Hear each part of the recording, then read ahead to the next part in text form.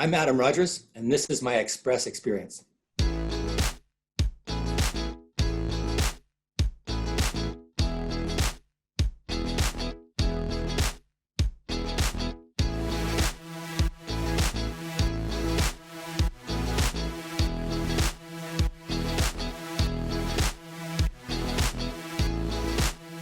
Vast United Nations experience. It's been about a quarter century. I first joined the UN at UNEP, UN Environment Program, in 1995. But in 1996, I joined UNCDF as a staff member, as their head of communication, agreeing to join them for a year. And then I was going to go back into the private sector. I had some quite successful businesses in the e-commerce sector.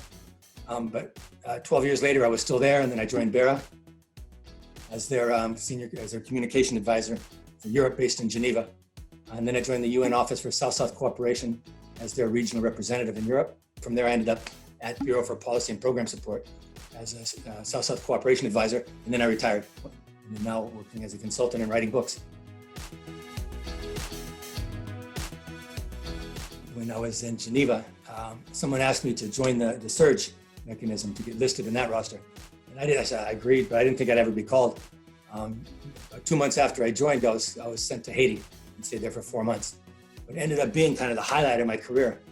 I mean, in crisis situations like that, you can be creative and innovate, network and teamwork, and get things done, see the results of your work right away, and be part of something really important. And so that's why, at the Crisis Bureau, when I found out after I retired that there was this ExpRes Roster, that I called up and joined right away.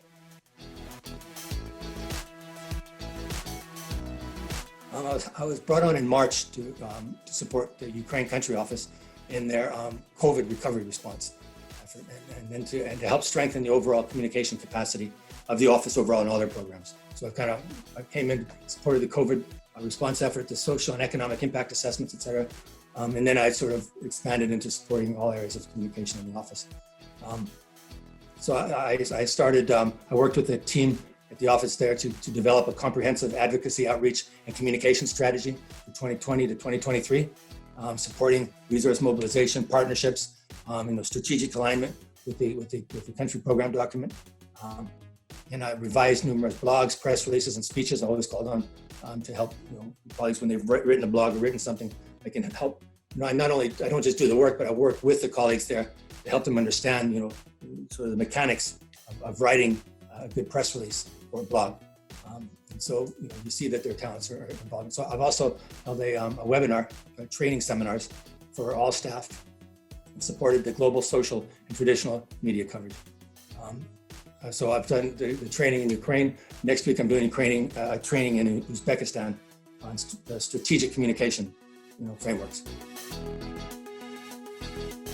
Both deployments were remote, on Zoom. So I was working from New York and Connecticut, Washington, D.C. in the U.S., and then from Europe, from Geneva, which was better for the time zone. Most meetings took place on Zoom. At first, I thought that was going to be a challenge, but in the end, it worked out really well. And this is partly because of all the colleagues in both places were also working from home and telecommuting via Zoom.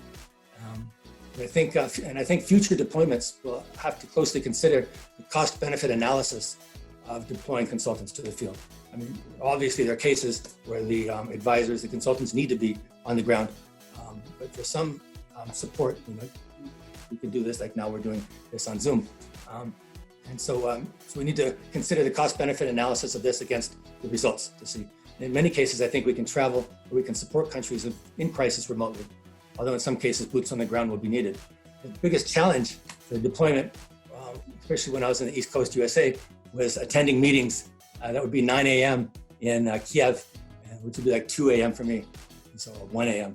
So you have to decide, am I going to work all night and go to the meetings, or do I go to bed early? And so you have to adjust your schedule.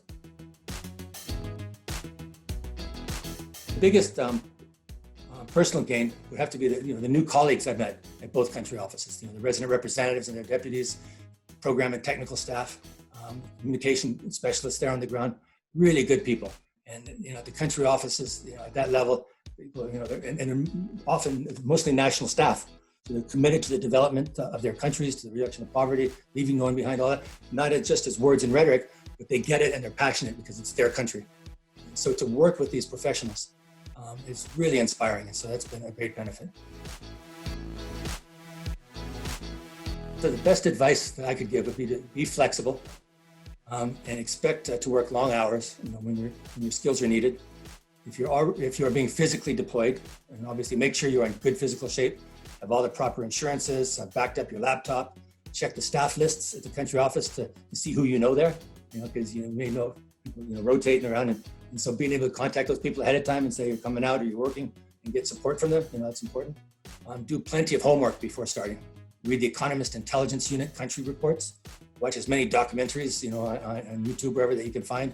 Get copies of the UN partnership frameworks, the PRODOCs, SITREPs, and the UNDP Executive Board country program documents. Read and digest them all. Get familiar with them. Once you start, get the organogram from the office and set up informal interviews with staff, key staff, as many as you can. As I say, coming there as an advisor from Crisis Bureau to support this particular expertise. Would you mind? You can spend 5-10 minutes, or if you're in the field, take them out to lunch. Add everyone that you find at the country office. Go into LinkedIn, search on UNDP Uzbekistan, and then link with everybody. And then when it says add a note, click on the note and add, hey, I'm coming out as a consultant with the Crisis Bureau, UNDP, work in this area. I'd like to be linked in case I have any questions about your work on the ground there. And of course, don't forget to share when you're on your mission, when you're out there, share updates with the ExpRes Roster team and photos. Take photos and share your experiences so that they can share it out through social media with the whole roster community. It's sort of an open-ended question. I would say if you're a comms advisor like me, then the media, both traditional and informal and social, is the sort of the spinal cord for much of our work. If you're a recovery or partnerships advisor or a specialist in another area, then you should be working closely with the communication advisor, the communication team.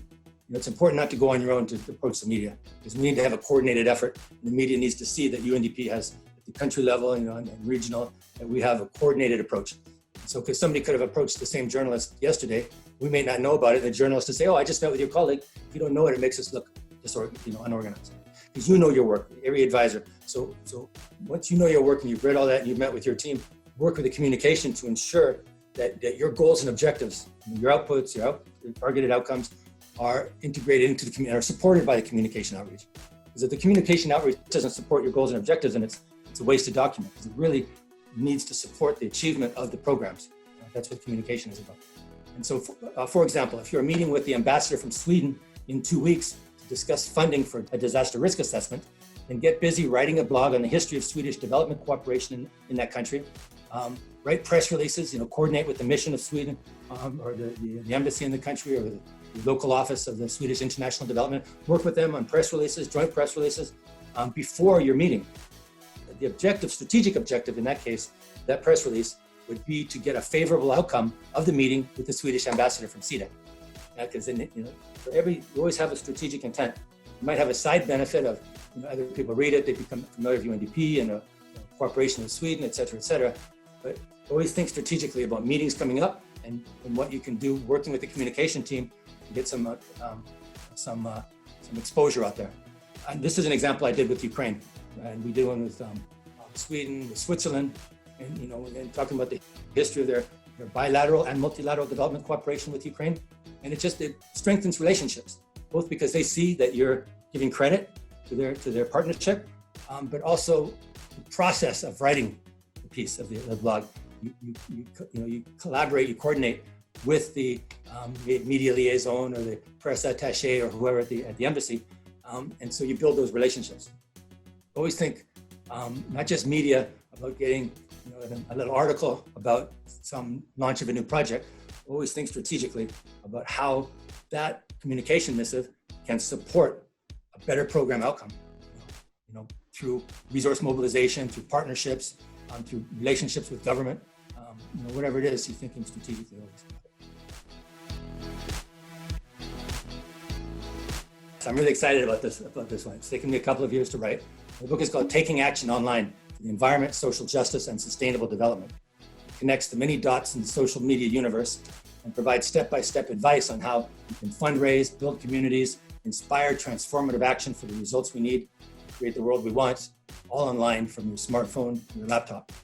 Social media gets bashed a lot for creating a lot of problems and social ills in our society, but like anything, it's what we do with it. And social media is a great opportunity to achieve the SDGs. So that's what the book's about. It's really the best of all worlds. I'm retired, but being able to use my network and maintain my network in UNDP and all the country offices, because I've been to probably 100 country offices, and then being able to connect people together and support the work at the country office level, because there's a lot of exciting things happening at that level, and it's a great place to work. It's at the country level with country office teams, and so you're really pulling on all your talents and energy and passion to bring important recovery to countries in crisis. So not only is it important, but it's a great mechanism. And I'm really happy to be a part of it.